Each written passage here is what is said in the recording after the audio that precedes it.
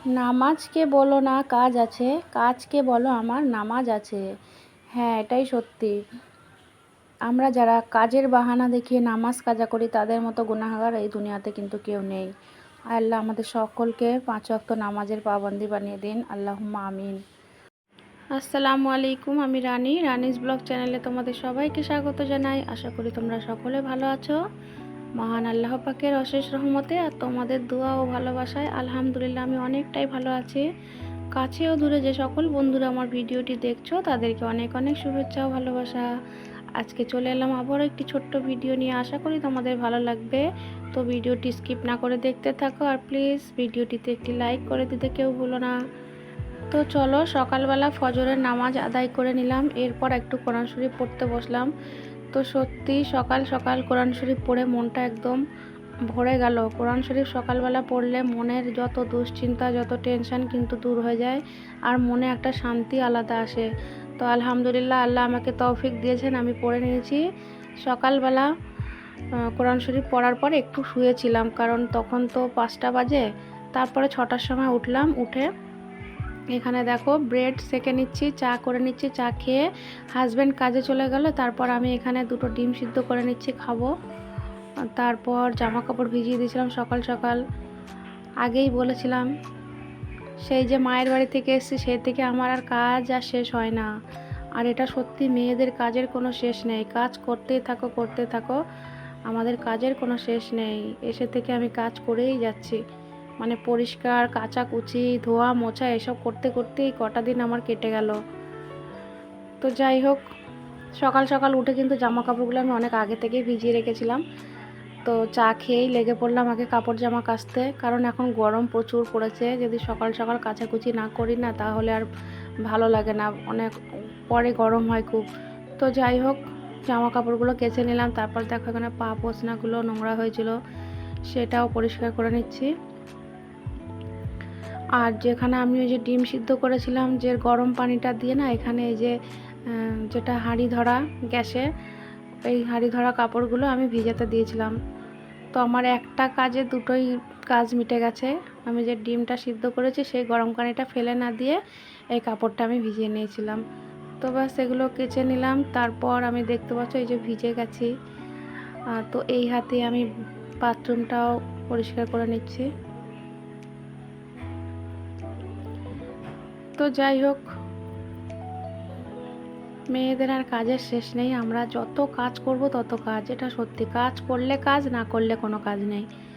তো আমি মায়ের বাড়ি থেকে এসে থেকে কিন্তু একটা দিনও বসে নেই, একের পর এক পরিষ্কার, মোছামুছি, কাচাকুচি এগুলো করতেই চলেছি। তো দেখো, জামা কাপড় কেচে ধুয়ে বাইরে রেখে দেওয়ার পর আমি এখানে বাথরুমের টাইলস, নিচে ফ্লোরটা পরিষ্কার করে নিচ্ছি। তারপর এই যে বাথরুমেরটাকেও হারপিক দিয়ে পরিষ্কার করে নিলাম। আমি পুরো বাথরুমের কাজ কমপ্লিট করে তারপরে বার হব, একেবারে গোসল করে। আজকে শ্যাম্পু করারও ব্যাপার আছে, বিশেষ করে এইসবগুলো শ্যাম্পু করব বলেই এগুলো আরও পরিষ্কার ঝরিষ্কার করে নিচ্ছি। আর এটাও করতে তো হতো এমনিও। তো এখানে দেখো আমি বাথরুম পরিষ্কার করে নিলাম।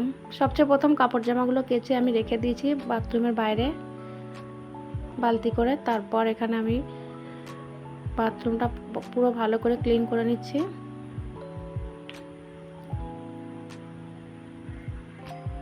তো এখানে দেখো আমার বাথরুমের কাজ কিন্তু কমপ্লিট। এবারে একেবারে আমি শ্যাম্পু করে গোসল করে তাই বাইরে বার হব।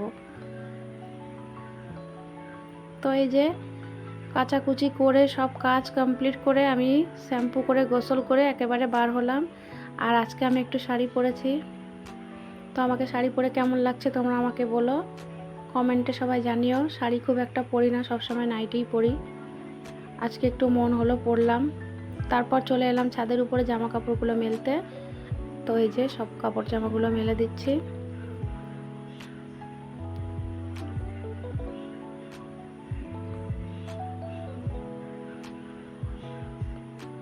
যারা এই মুহূর্তে আমার ভিডিওটি দেখছো, আমি তাদের উদ্দেশ্য করে বলছি, প্লিজ তোমরা একটা লাইক দিতে ভুলো না, ভিডিওটিতে একটা লাইক করে দাও।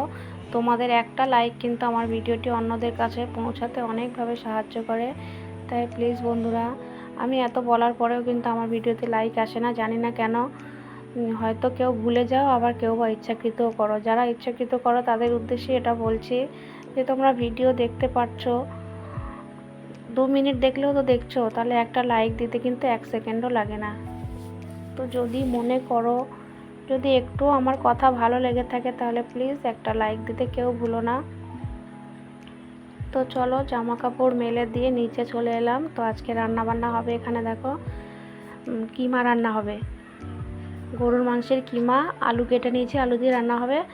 আর পেঁয়াজ আদা রসুন যা যেখানে লাগে কেটেছি। তারপরে এখানে দেখো অল্প একটু লাউ ছিল, সে লাউটা শুকিয়ে যাচ্ছিল, তাই এটা ভাজা করে নিচ্ছি। কালো জিরে ফোড়ন দিয়ে লাউটা ভাজা করছি।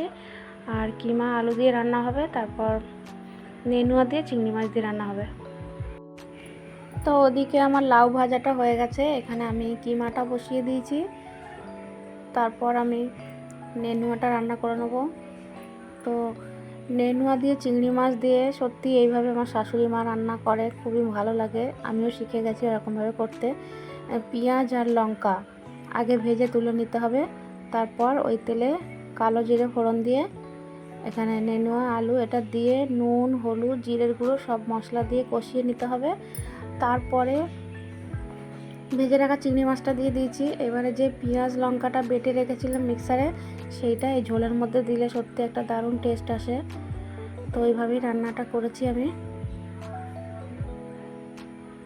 তো বাস এখানে আমাদের রান্না বান্না প্রায় কমপ্লিট। এই যে আমার কিমা রান্না রেডি, কিমা রান্নাটা হয়ে গেছে, নেনুয়া দিয়ে চিংড়ি মাছও হয়ে গেছে, আর লাউ ভাজাটা তো আগেই হয়ে গেছে।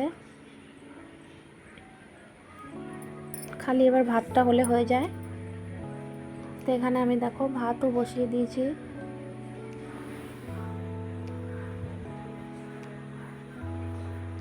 তো দেখো এখানে দুপুরের খাবার নিয়ে আমরা বসে পড়েছি। তো এখানে আগের দিনের একটু আমের চাটনি ছিল আর ডাল ছিল, আর বাকি মেনুটা তো তোমরা দেখলেই কি রান্না করলাম। তো চলো আমরা ততক্ষণ খেতে থাকি, আর তোমরা কমেন্টে জানাও যে তোমাদের ভিডিওটি কেমন লেগেছে। সবাই ভালো থেকো, আল্লাহ হাফেজ।